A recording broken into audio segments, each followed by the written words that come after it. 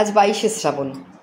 হঠাৎ করে মনে পড়ল আমাদের মফস্বলের নাম করা এক স্কুল, সেখানে ভরা বর্ষার মধ্যেই এই 22শে শ্রাবণের আশেপাশে বিশাল করে পালিত হতো বৃক্ষরোপণ বা বন মহোৎসব।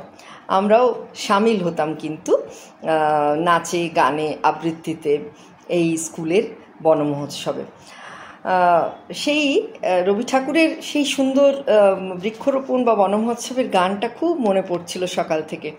মরু বিজয়ের কেতন উড়াও শূন্যে, উড়াও উড়াও হে প্রবল প্রাণধুলি রে, ধন্য করো ধন্য করো, করুণার পুণ্যে ধন্য করো করো হে প্রবল প্রাণ।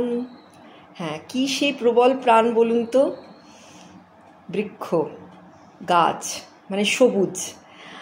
আজ আমরা অরণ্য মেদ যজ্ঞের সামিল হয়ে মানে পরিবেশ সচেতনতার বাণী হয়তো মুখে আওড়াই, কিন্তু ভুলে যাই গাছ কাটা অব্যাহত থাকে, মানে এত দ্রুত শহরায়নের হিড়িক।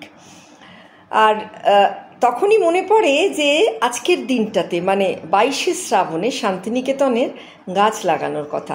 22শে শ্রাবণ স্মরণের প্রথম বছর কবিকন্যা মীরা দেবী সপ্তপর্ণী মানে ছাতিম গাছ রোপণ করেছিলেন কবির স্মরণে শান্তিনিকেতনের ছাতিমতলার কাছেই।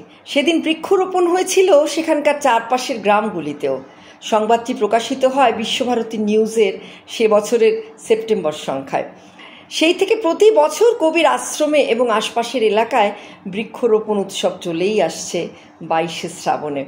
দিনটির স্মরণে প্রথিতযশাদের গাছ লাগানোর 50 বছরের একটা তালিকা আছে বিশ্বভারতী প্রকাশিত স্মরণ 22শে শ্রাবণ গ্রন্থে।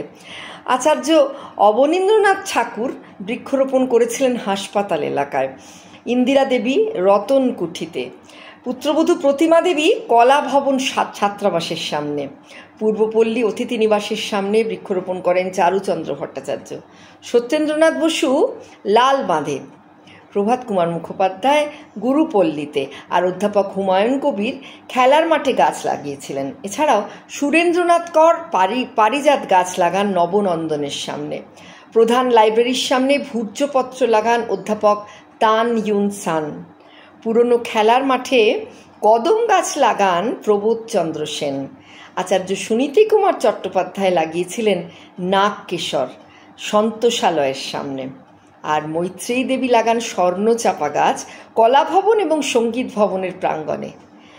মৃণালিনী ছাত্রীনিবাসের সামনে আমলকি গাছ পোঁতেন অনিল কুমার চন্দ, আর নতুন বিদ্যাভবনের প্রাঙ্গণে অশোক গাছ লাগিয়েছিলেন কে জানেন? রামকিঙ্কর বেজ মহাশয়। এই তালিকায় আরও অনেক গুণী মানুষ আছেন, কিন্তু আজ আমরা বিস্মৃত হই সেই বৃক্ষরোপণের কথা। গাছ কেটে চলি মন দিয়ে, শহরায়নের বানভাসী হিড়িকে আজ সেই অরণ্যের গন্ধ নেই, নেই সেই সবুজ। ভুলে যাই আমরা কেবলই পরিবেশ বাঁচাতে, অথচ আমরা পরিবেশ থেকে প্রতি মুহূর্তে নিংড়ে নিই, দুয়ে নিই সবটুকু। কেমন লাগলো জানাবেন। আজকে আবারও আমাদের শ্রদ্ধা রবীন্দ্রনাথ ঠাকুরের স্মরণে।